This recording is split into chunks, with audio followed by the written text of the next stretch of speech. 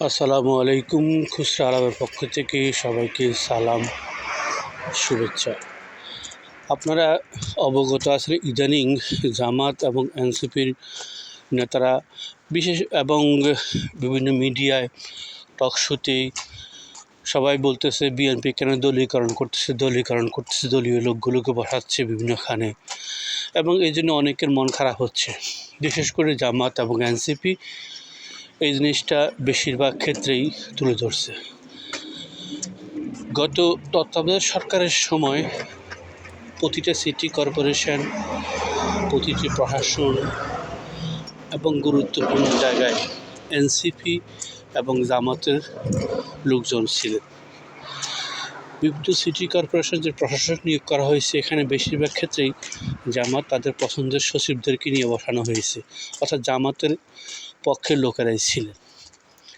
তখন কিন্তু এটা ছিল আড়ালে, কারণ প্রশাসক সচিব হয়েছে কেউ জানতো না। এখন যখন বিএনপি এসে তাদের রাজনৈতিক লোকদেরকে নিয়োগ দিতেই পারে, কারণ দেওয়া উচিত। কারণ আমি কাজ করব, আমি তো আমার লোক দিয়ে কাজ করব। খারাপ হলেও আমার পক্ষে আসবে, ভালো হলেও আমার পক্ষে আসবে। যদি আমি আমার লোকগুলো বসিয়ে খারাপ কাজও হয়, সেটা আমি মানতে বাধ্য। কিন্তু আমি যখন নিরপেক্ষতার আড়ালে করে নিরপেক্ষ লোক বসিয়ে যখন খারাপ কাজ করবে, তখন সেই দায়িত্ব তো আমাকেই নিতে হবে এবং আমার উপরে বসবে। তখন সবাই বলবে সরকারের দোষ। তো যদি সরকারের দোষে হয়, সরকার দোষী হয়, তো আমি আমার লোক বসিয়ে দোষ নিই, তাতে সমস্যা কোথায়? কারণ সরকারে থাকলেই বোঝা যায় সরকার কি করতে পারবে আর না পারবে। শুধু নিরপেক্ষতার লেবাস দিয়ে ভিতরে গুপ্ত জামাত শিবিরের লোক দিয়ে, গুপ্ত এনসিপির লোক দিয়ে, গুপ্ত আওয়ামী লীগের লোক দিয়ে কোনো কাজ হবে না। এরা নিরপেক্ষতা ভান করবে, গোপনে সরকারের ক্ষতি করবে। তাই সরকার যা করছে তা ঠিকই করছে, সে তার নিজস্ব লোকই বসাচ্ছে। আরেক জায়গায় দেখেন বাংলাদেশ ব্যাংকের গভর্নর সাহেবের অনেক কীর্তি এখন কিন্তু আস্তে আস্তে বাইর হচ্ছে। উনি আগে কী ছিলেন, কোথা থেকে ছিলেন, উনি কি ভালো করছেন কি মন্দ করছেন, সেটা আপনার যাচাই করেন। বিএনপি কেন ব্যবসায়ী আনছে? ব্যবসায়ী আনতেই পারে, ব্যবসায়ী দিয়ে ব্যবসা করবে না, সে তো ব্যবসায়ী। কিন্তু নিরপেক্ষ অর্থনীতিবিদ দিয়ে কোনো লাভ হইল? এই 15-18 মাসে কোনো লাভ হয়েছে?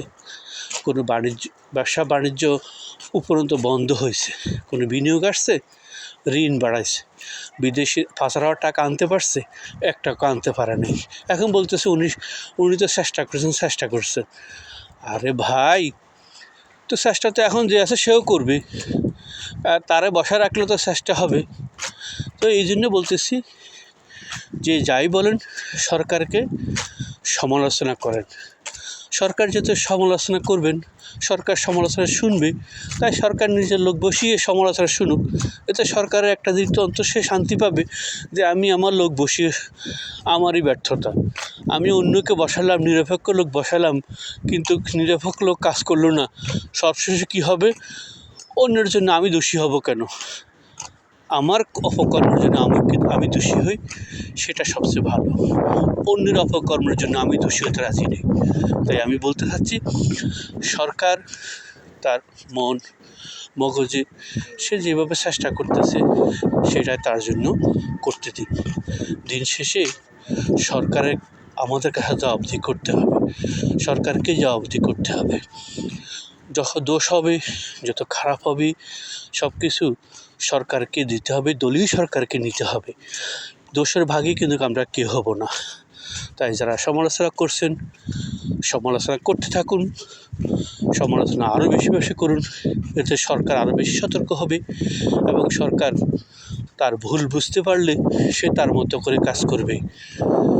আবার যেখানে সরকার ভালো করে সেটাও আস্তে আস্তে বলুন, কারণ একটা ভালো কাজ যদি আপনি বলেন, তাহলে এই ভালো কাজের আড়ালেই অনেক মন্দ কাজ বন্ধ হয়ে যাবে। আল্লাহ হাফেজ, সবাইকে ধন্যবাদ।